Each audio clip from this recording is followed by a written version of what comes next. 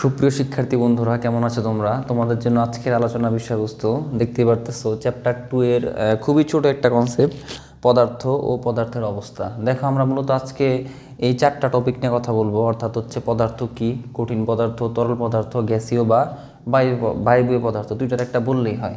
এবার আসা যাক পদার্থ কি। আমাদের প্রথম কোশ্চেন হচ্ছে পদার্থ কি বা কাকে বলে। মূলত পদার্থ কি বা কাকে বলে এটা বোঝার জন্য আমাদের মূলত দুইটা কন্ডিশন বুঝতে হবে। সেটা হচ্ছে যেটা নির্দিষ্ট জায়গা দখল করে, যে বস্তু নির্দিষ্ট জায়গা দখল করে, এবং সেকেন্ড হচ্ছে ভর আছে। তোমাদের বইতে খুব সুন্দর একটা উদাহরণ দেওয়া আছে, বেশ কিছু উদাহরণ আছে, বাট একটা উদাহরণ হতে পারে মার্বেল। মার্বেল একটা পদার্থ কেন বলতে পারি? কারণ হচ্ছে মার্বেল কিন্তু এই দুইটা কন্ডিশন ফিল আপ করে, জায়গা দখল করে এবং মার্বেলের একটা নির্দিষ্ট ভর আছে। এবার আসা যাক হচ্ছে আমাদের 2 নাম্বার সেকশন, সেটা হচ্ছে কঠিন পদার্থ। আমরা এটা মুইসা ফেলি। কঠিন পদার্থ একটা বিষয় কি, যে ধরো আমি যদি তোমাদেরকে কোয়েশ্চেন করি যে কঠিন পদার্থ, তরল পদার্থ, গ্যাসীয় বা বায়বীয় পদার্থ সম্পর্কে কিছু বলো বা একটা এক্সাম্পল দাও, তোমরা কিন্তু সবাই বলতেই পারবা যে এটা কঠিন পদার্থ বা এটা তরল পদার্থ, বা আমরা এগুলোর গ্যাসীয় পদার্থ বলতে পারি। বাট যদি তোমাদের বইয়ের ভাষায় লিখতে চাও বা জানতে চাও, সেক্ষেত্রে হচ্ছে একটা বিষয় আনতে হবে, সেটা হচ্ছে অণু। আমরা যদি একটা এক্সাম্পল দিই, ধরো এই যে এগুলো হচ্ছে আমরা অণু বলতে পারি। এই প্রত্যেকটা এই যে কণাগুলো দেখতেছো গোল গোল, এগুলা হচ্ছে কি বলতো? অণু। এগুলা হচ্ছে প্রত্যেকটা এক একটা অণু, প্রত্যেকটা এক একটা অণু কিসের অণু? এটা হচ্ছে কঠিন পদার্থের অণু, কঠিন পদার্থের অণু।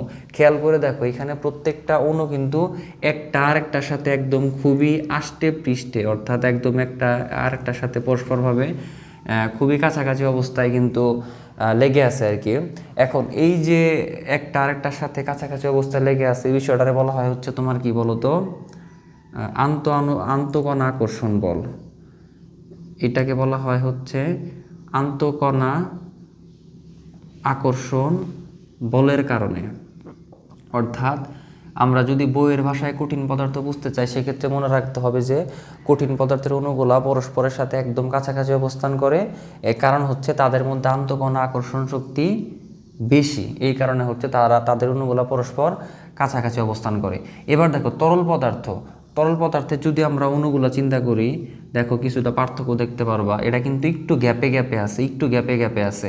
সেক্ষেত্রে হচ্ছে এদের মধ্যে আন্তঃকণা আকর্ষণ বল কঠিন পদার্থ থেকে একটু কম, কঠিন পদার্থের সব থেকে বেশি, আর তরল পদার্থের কঠিন পদার্থ থেকে তুলনামূলক একটু কম আন্তঃকণা আকর্ষণ বল। এটা হচ্ছে তরলের ক্ষেত্রে। এবার যদি আমরা গ্যাসীয় বা বায়বীয় ক্ষেত্রে চিন্তা করি, সেক্ষেত্রে হচ্ছে কি বলতো? এই যে আরও গ্যাপ হবে, এখানে আরও বেশি পরিমাণে গ্যাপ হবে।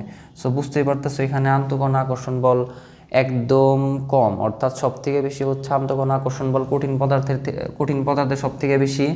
এরপর হচ্ছে তোমার তরলের, এরপর হচ্ছে তোমার গ্যাসীয় বা বায়বীয় পদার্থের। সো আশা করি তোমরা বুঝতেই পারছো। আমাদের মূলত আজকের আলোচনা এতটুকু পর্যন্তই। তোমরা অবশ্যই কমেন্টে জানাবা যে আসলে কোন টপিক তোমাদের জন্য বুঝিয়ে দিলে সহজ হয় বা সুবিধা হয়। আমি অবশ্যই চেষ্টা করব কন্টেন্টটা তোমাদের যতটা সহজভাবে বোঝানো যায় সেটা দেওয়ার জন্য। ধন্যবাদ সবাইকে।